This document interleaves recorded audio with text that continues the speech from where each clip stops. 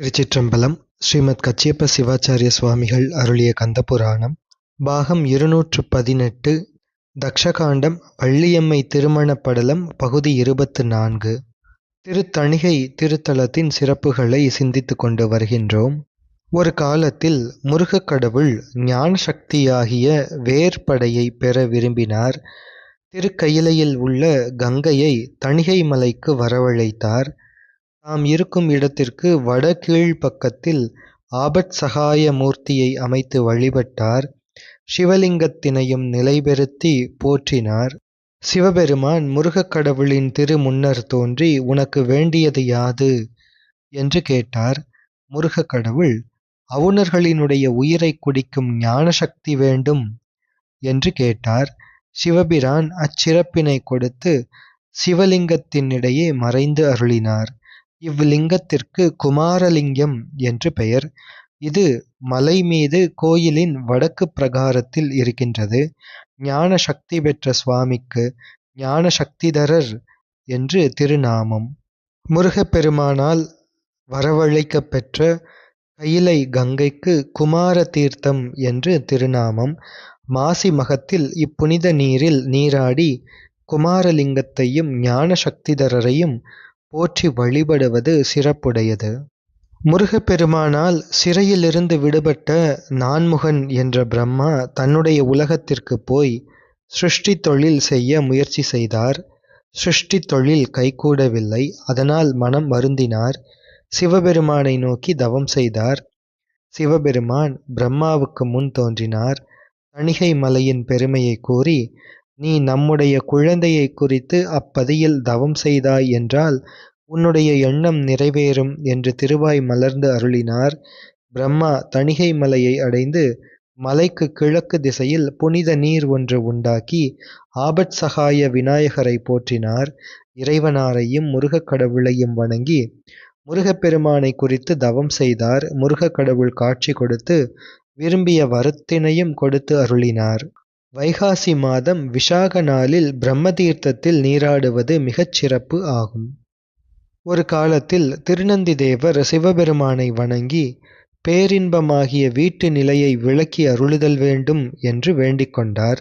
சிவபெருமான் திருநந்தி தேவரை பார்த்து, நீ தணிகை மலைக்குச் சென்று தவம் புரிந்தால் முருகன் தெய்வத் திருவருள் அமைந்த ஆறு ஒன்றை வரவழைத்து நின்னை அதில் மூழ்கச் செய்து தூய்மையை அளிப்பான், பேரின்ப நிலையையும் விளக்கி அருளுவான் என்று கூறியருளினார். அதை கேட்ட நந்திதேவர் திருத்தணிகையை அடைந்து ஒரு குகையில் தங்கி பல காலம் தவம் இயற்றினார். முருகக் கடவுள் மயில் வாகனத்தில் திருநந்தி தேவர் எதிரே தோன்றினார். நந்திதேவரின் உடலை தம்முடைய திருக்கையால் தடவி அருளினார். நந்தியே, மிகுந்த தவத்தை செய்து உடல் வருந்தினாய். நீ விரும்புகின்ற சிறப்பு என்ன என்று கேட்டார். நந்திதேவர் முருகக் கடவுளை பார்த்து, சிவதத்துவ அமிர்தம் எனப்படும் புனித நீரை வரவழைத்து அதில் யான் மூழ்குமாறு செய்தருளல் வேண்டும். மேலும் பதி பசு பாச இலக்கணங்களை உணர்ந்து கடைத்தேறவும் அருள் புரிதல் வேண்டும் என்று வேண்டினார். முருகப்பெருமான் தணிகைக்கு நிருதி திசையில் இருந்து அப்புனித நீரை வரவழைத்து அருளினார். அது தணிகை மலையை வலமாக வந்து வீராட்டகாசத்தை அடைந்து கடலுக்குச் சென்றது.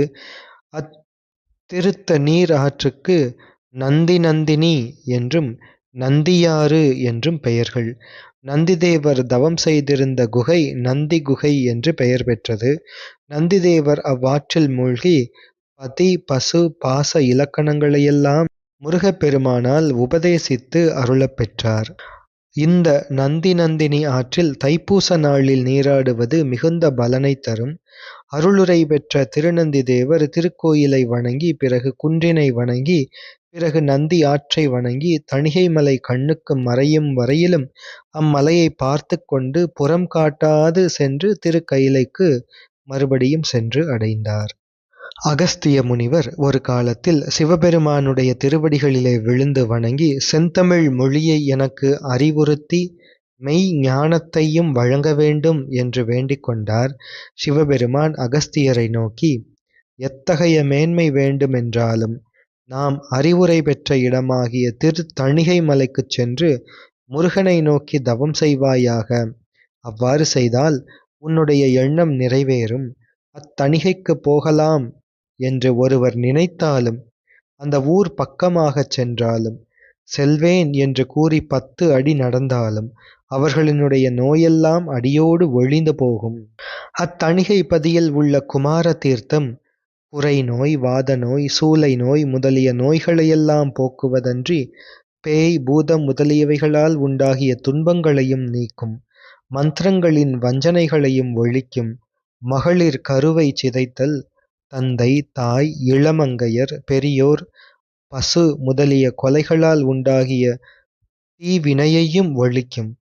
பகைவர்களை பணியச் செய்ய எண்ணினாலும், நட்பை பெருக்க வேண்டினாலும், மிக நல்லவற்றை தம்முடைய சுற்றத்தார்க்குச் செய்ய விரும்பினாலும், புதல்வர்களை அடைய எண்ணினாலும், புலமை பெற விழைந்தாலும், அரச பதவியை அடைய ஆசை கொண்டாலும், 8 வகை சித்திகளையும் அடைவதற்கு எண்ணினாலும், உலகங்களையும் அடக்க நினைத்தாலும், இவைகளையெல்லாம் அக்குமார தீர்த்தத்திலே நீராடினால் அடையலாம். அறியாமை பொருந்திய உள்ளத்தை உடைய ஒருவன் தணிகை மலை என்று ஒரு தரம் சொன்னாலும் பல வகையான தீவினை கூட்டங்களும் துன்பங்களும் விரைவில் ஒழிந்து போகும். ஒருமுறை அத்தணிகை மலையை வணங்கப் பெற்றால் அவர்களுக்கு ஆறுமுகப் பெருமானுடைய திருவருள் உண்டாகும். மக்கட்பிறப்பால் அடைய எண்ணிய 4 வகை பயன்களையும் விரும்பியவர்கள் அத்தணிகை மலையை உள்ளத்தில் நினைத்தாலும் நல்வினை அவர்களை அடைவதற்கு காலத்தினை எதிர்பார்த்து கொண்டிருக்கும். அருட்செல்வம் மிகுந்த தணிகை மலையை அடைந்து அங்கு இறப்பவர்கள் கீழ்குலத்தினர் ஆயினும் மலங்கள் யாவும் ஒழியப் பெற்று முக்தியினை அடைவார்கள். விலை மகளிரின் மேல் கொண்ட விருப்பத்தாலோ அல்லது தொழில் முறைகளாலோ தணிகைக்குச் சென்று முருகப்பெருமானை வணங்குவோரும் கூட மறுபிறவியில் ஸ்கந்தலோகத்தை அடைந்து இன்புறுவார்கள். தணிகை பதியில் செய்யப்பெறும் அறங்கள் பிற இடங்களில் செய்வதினும் கோடி மடங்கு சிறந்ததாகும்.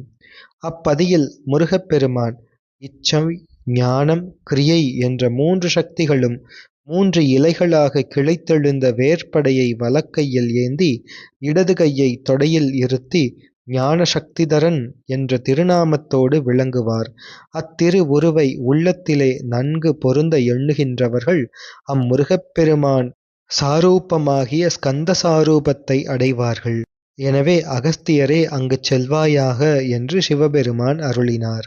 இவ்வாறு பல சிறப்புகளை சிவபெருமான் எடுத்துக் கூறியதை கேட்ட அகஸ்தியர் பெரும் மகிழ்ச்சியடைந்தார். உடனே விடைபெற்று கொண்டு திருத்தணிகைக்கு வந்தார். நந்தியாற்றில் நீராடினார். வீராட்டகாசத்தையும் முருகக் கடவுளையும் போற்றி வணங்கினார்.